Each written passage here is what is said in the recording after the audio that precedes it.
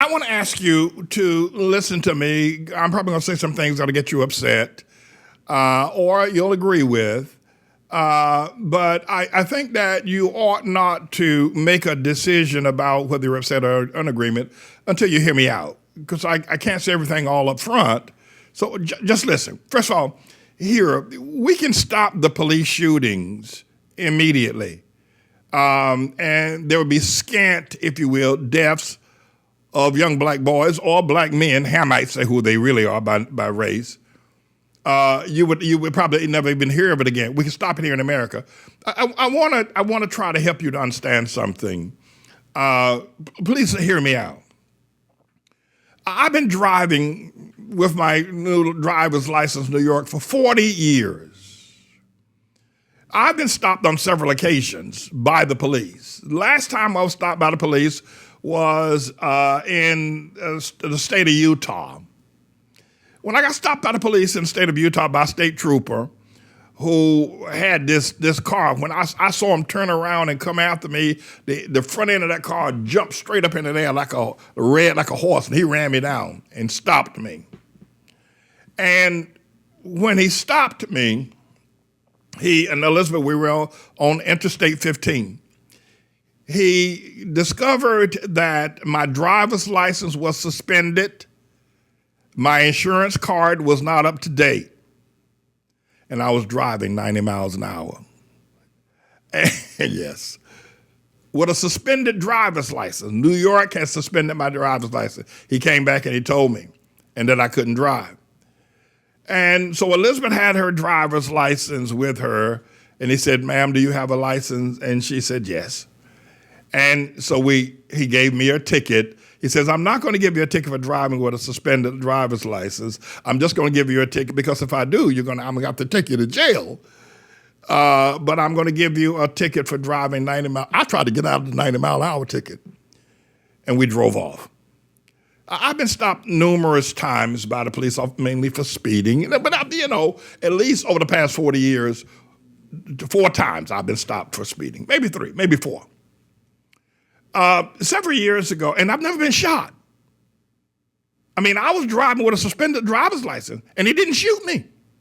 In fact, he gave me a credit. He said, "I'm going to let you go on this one, but I got to give you a ticket on this other one.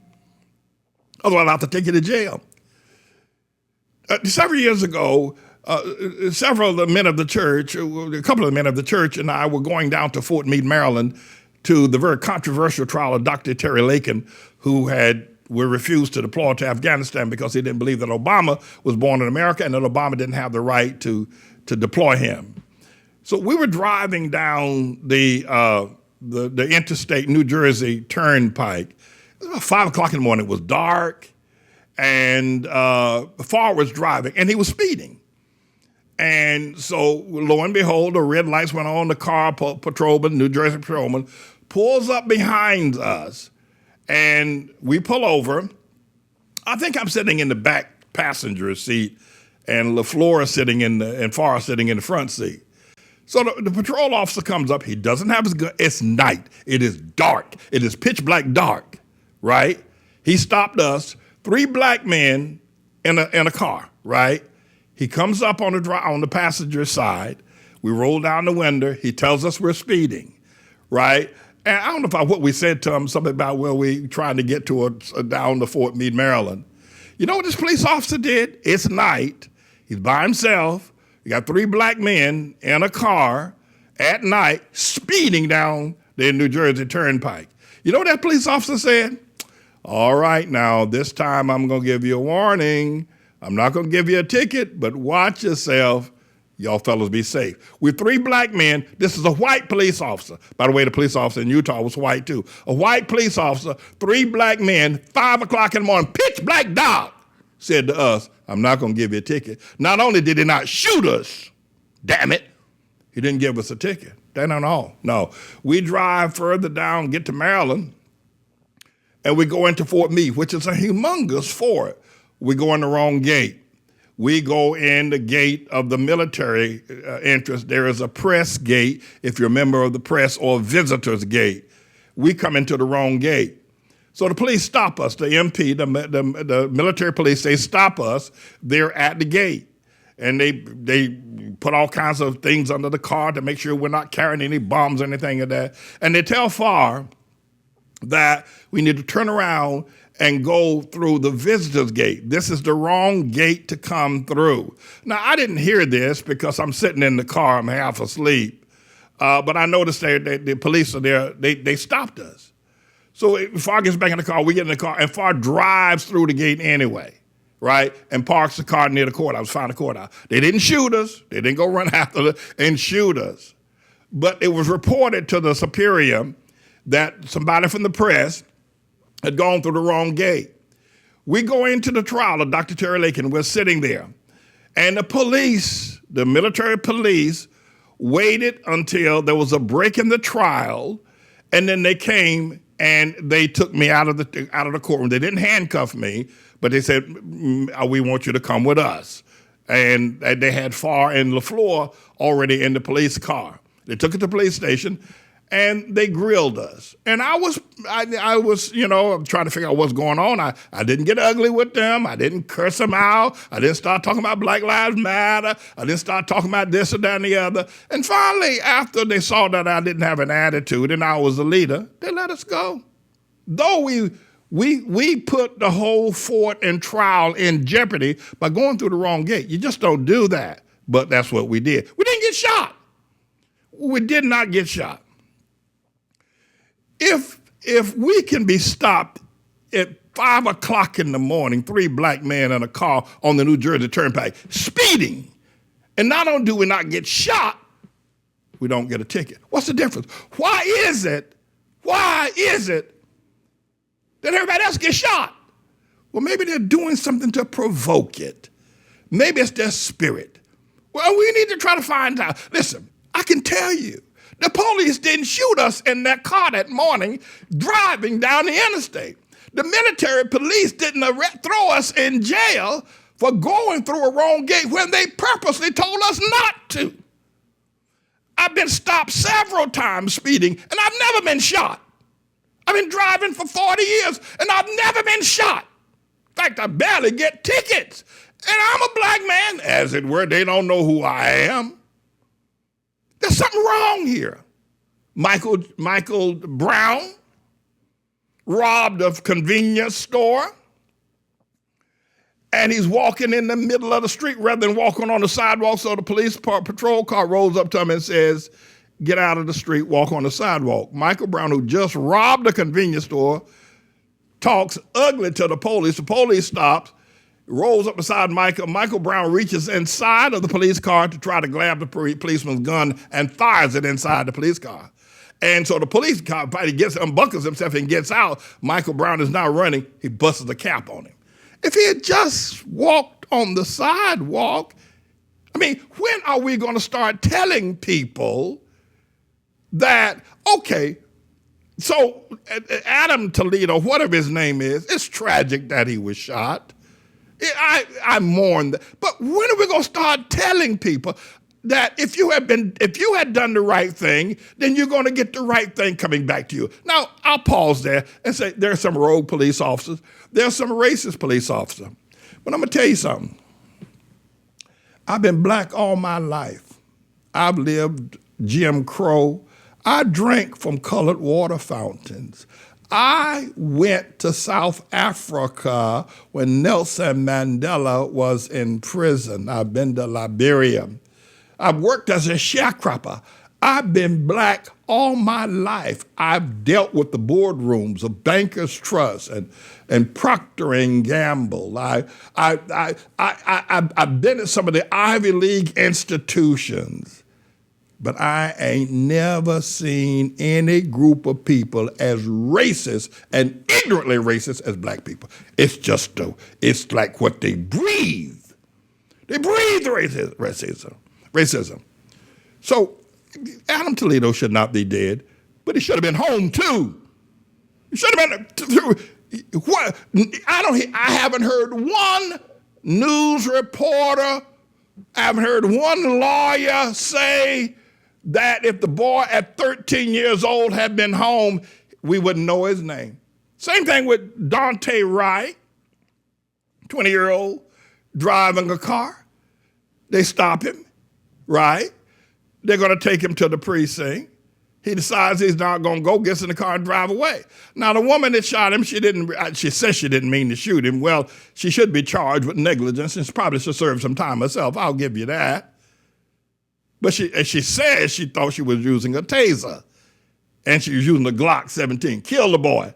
But if he had just allowed himself to be arrested and taken to the precinct, we wouldn't know his name. I saw something very disturbing yesterday on CNN where the mayor, he's a Hamite brother, he's young, of Brooklyn Center, Minnesota, was talking about his experience as a young black growing up. That's outside of Minneapolis where the trial is going on, and that's where Dante Wright got shot, and he's a Hamite black man as mayor, giving an interview to CNN about how he was knocked off his bike by a police officer, and he's afraid to drive while he's black, driving while black, and yet he's the mayor of the city, right? He's going on, and they're just eating it up. Wolf Blitz is just eating it up, and he's pouring it on about driving while black, and you can get stopped at 5 o'clock in the morning with 3 black men in the car. They're going to shoot you. They're going to shoot you. No. It's all, it is tribulation demonic what these black people are doing. And what the media, it is demonic. It's sick as hell. It's sick. It's sick as hell. Because were all that true, I wouldn't be here today. For I was speeding. Not only that, but the military police told him not to go through that gate. He went anyway. They didn't shoot us. You see, and every time I've been stopped by a police officer, I got stopped in, I think it was in Indiana someplace. And so the police rolls up on the side of me and he says, "Do you know how fast you were going?" And I said, "Well," he said, "You were going over 90 miles an hour." He said, "Pastor Manning, you need to pray. You need to repent." I do. He said, "But I'm going to give you a ticket for," I think it says 85 miles an hour. He says, "Because if I give you a ticket for how fast you were really going, you'll have to come back to Indiana for court. There's some tickets that's reckless driving. And when you reach the point of reckless driving, you just can't mail in a fine, pay the fine. You got to come to court, stand trial." He said, "I'm going to give you a break today. I'm going to let it be a little bit lower." He gave me the ticket, and Elizabeth said, "Officer, you should have seen what he was driving before you caught him." Now, she didn't say that, but there's something wrong with y'all. There's something wrong with y'all. There's something wrong with you. Trayvon Martin, go home. Take your Skittles and your iced tea. George Zimmerman has a right to protect the property. Let me ask you a question. How likely is it that if you are a black man, right, and you're living in projects, city housing, right, or you're in the ghetto, just let's make it the ghetto, how likely is it that if anything bad's going to happen to you at night, 2 o'clock in the morning, in the ghetto, poor housing, how likely is it that if something happens to you, it's going to happen at the hand of a police or it's going to happen at the hand of somebody who lives in that general area? How likely is it? And whether you want to answer rightly or not, I can tell you this. You can say you're afraid of the police, but you are more afraid of them young black boys that live in that community than you are the police. You got a better chance with them than you do just trying to get on the elevator to go to your floor. And you know it. You know it. Here's the other thing. We have a reputation of being very violent. A 7-year-old girl got shot at that very famous McDonald's this past Saturday night. Just this past Saturday night, 3 days ago, a black girl, you ain't heard a word about it. Because it's another black person shooting another black person. You ain't heard nothing about it. And you ain't going, except for me. There's something wrong. There's something wrong. This whole black talk, it is the most satanic, racist thing I've ever seen. And it's all over the faces of black people. whether they're in the universities or Cornell West or Eddie Glaude or Michael Eric Dyson or Van Jones, or whether they're Don Lemon on television. It is sick as hell. I'm a witness. And the men that were in that car with me that morning when Fall was speeding, no, not only did we not get shot by that white police officer, he didn't even give us a ticket. He was courteous. He said, all right, I'm going to give y'all. Come on now. Come on. The truth, and I have been, listen, I understand this. I could get in my car and I can get stopped tomorrow. I don't get stopped often. I try to obey all the traffic laws and everything. I try to do that. I do speed. I'm repenting for it. Lord Jesus, I repent for speeding so much. I do now. And I'm serious. I get stopped by a police officer. I could. And it's potentially, if I do something out of character, they're going to shoot me. They're going to do it. So what I'm trying to get at here is this, is that the media, the civil rights pimps, they're all promoting this police shooting as being, and never looking at the person's actions who got shot, who could have avoided it by simply, that fellow down there at the Wendy's in Atlanta, Georgia, he was drunk, sitting in the driveway, blocking up everybody else trying to get their double cheeseburger. They pull him off, they put him to the side, they take him out the car, they talk to him, they try to make some sense with him. They stand there for 20 minutes talking to him. They didn't just shoot him, they didn't just take it. The 20 minutes they're talking to him. And finally they said, oh, we won't arrest him and take it up. And he decided he gonna run. They shoot him.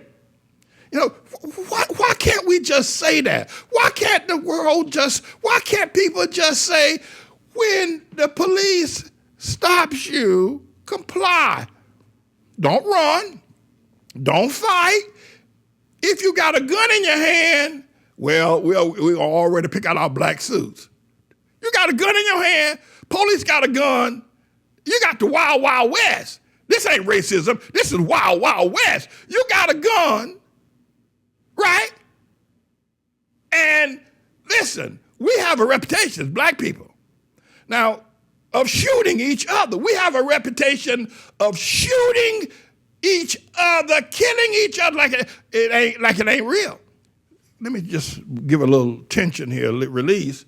The Japheth people, the white people, the Japheth young boys, they got a reputation of doing mass shooting. Now, come on now. It's true. Come on now. Those Japheth young boys like to shoot the hell out of. They don't like no 38. They want a AR-15. These Japheth boys, they love, like that boy that went out there, that 19-year-old boy went over there to Indiana at the FedEx and shot up a whole lot of people. Or like that young boy down there in Atlanta, Georgia, down at the massage parlors. Or like the boy that went down there at Mother M.E. Zion Church down there in Charleston, Virginia, or like them boys out there in Columbine, or like the boy up yonder in Sandy Hook. These Japheth boys. Now, come on now, it's true. Come on now, these Japheth boys like to shoot in mass. They like to do it by the gross.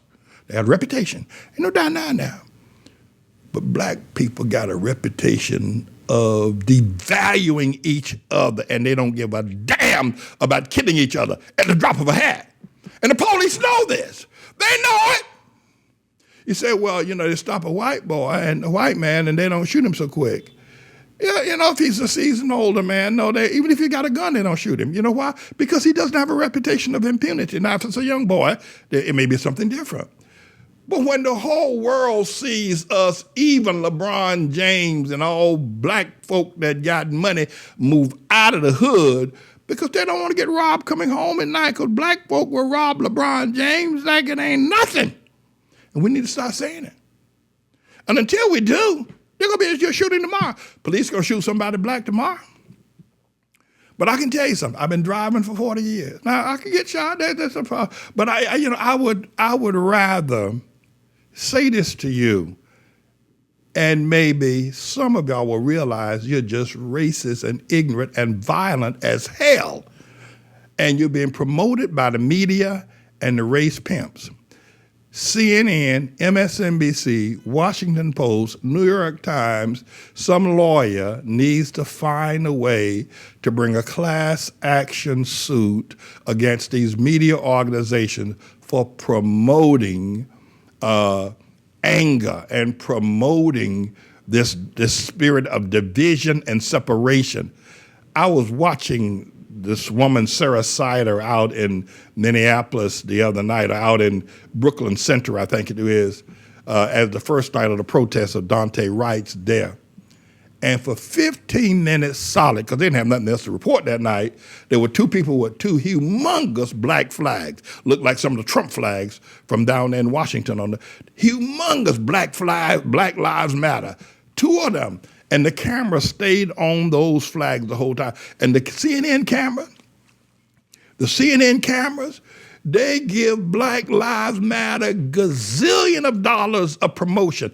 Everywhere you look, they put that flag, they put that camera lens on Black Lives Matter flag. It's everywhere you look, and that's promotion for Black Lives Matter. That is free publicity that would cost them millions of dollars to get a 15-minute air block like that, or an hour air block like that. They couldn't afford it, but CNN is giving it to them. Why? Because it's in the interest of CNN to promote racism, to promote hate, to promote division among the people, and long as they get, because CNN people, they realize they ain't gonna get shot. They live in safe neighborhoods. They don't live around y'all. They know they ain't gonna get shot. But when they say in the media, even before this epidemic of shooting, they say in the media, if it bleeds, it leads. In other words, people love to watch violence on television and violence on the news. If it's a building burning down or if it's somebody shot, they're there, Johnny on the spot, because they get eyeballs, they get ratings,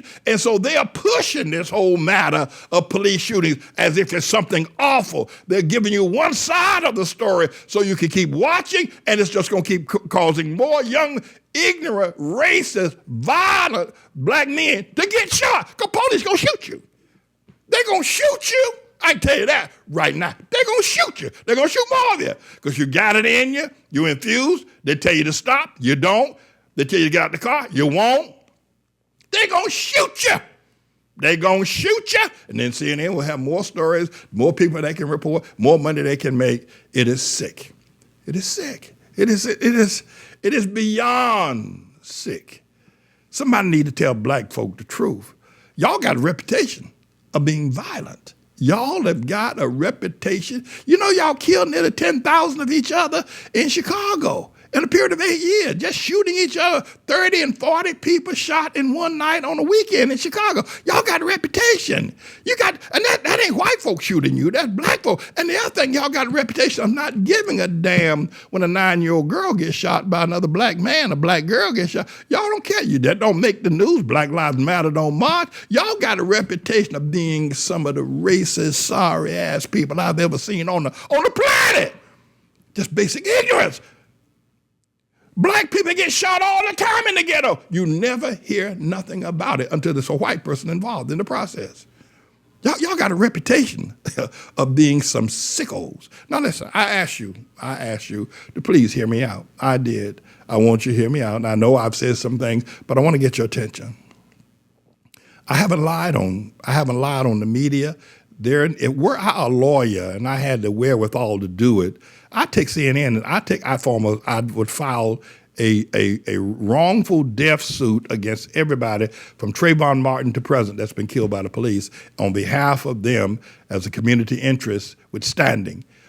Because they are promoting it. CNN is promoting these shootings. They love it when it happens. They know how to make y'all crazy black people. They know if they bring them cameras, y'all gonna get out in the street and march. They know it. They know if they interview you, you're gonna be out there marching. They wanna see you marching. They are instigating it. They are promoting it. They are the cause of it. You need to understand, see what they're doing. I've asked you to be patient with me on this matter.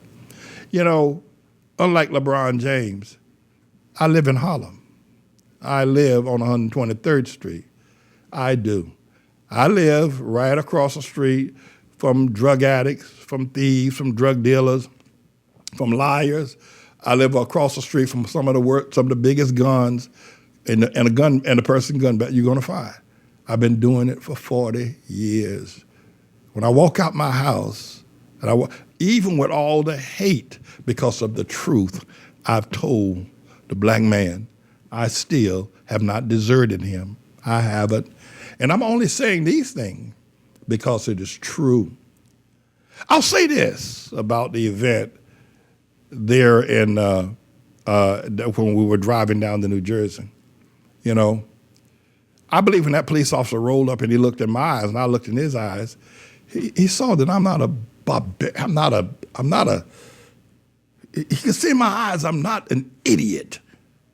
And there's no need to, just eye contact. There's no need to be violent. He saw peace in my eyes. Not only that, when he looked in my eyes, he saw, I don't hate him because he's white.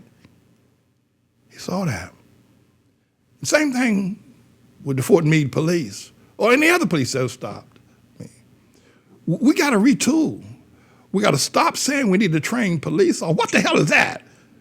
We got to train them, police reform, defund the police. Have you ever heard anything as crazy? And the media's promoting it. The media's promoting it. No. We got to go back into them homes, put them daddies and fathers back in them homes, tell them boys, 9 o'clock, put that basketball down, pick up them books, stay home. Get all them guns out your house. Tell that boy to walk respectful and act respectful. And you'll see this business will stop immediately. Stop hating white folk because of your failures to organize. Stop hating white folk because the leadership of black folk pimps you. And someone said to me the other day that once people like Jay-Z or LeBron James, once they walk through those corporate doors with $1 million contracts, they don't know y'all black poor people no more. And he was right. They don't know y'all no more. In fact, in order to keep their position, they must continue to support what CNN is saying, what the New York Post is saying. They ain't gonna come and sit here in the church and listen to me.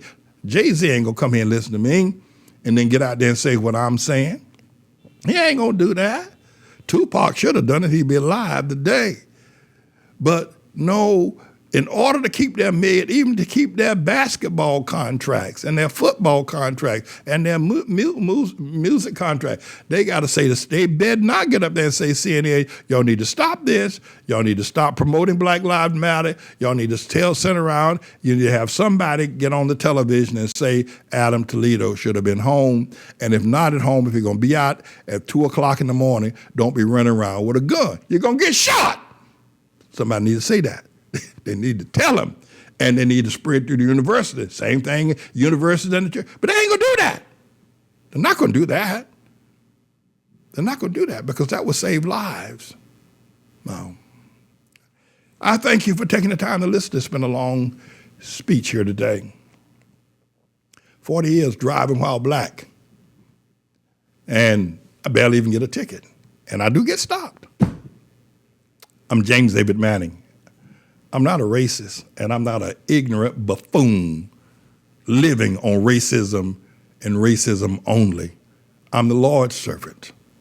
This is a bit of a news blog we do, looking at spiritual wickedness in high places for the most part, making some observations about it and giving people a biblical foundation to the way of interpreting, rather than have Sean Hannity or Laura Ingraham or Janine Pirro or Anderson Cooper or Rachel Maddow or Don Lemon, Rush Limbaugh interpret what's going on in the world. You come to me and I'll tell you based on what the Word of God says.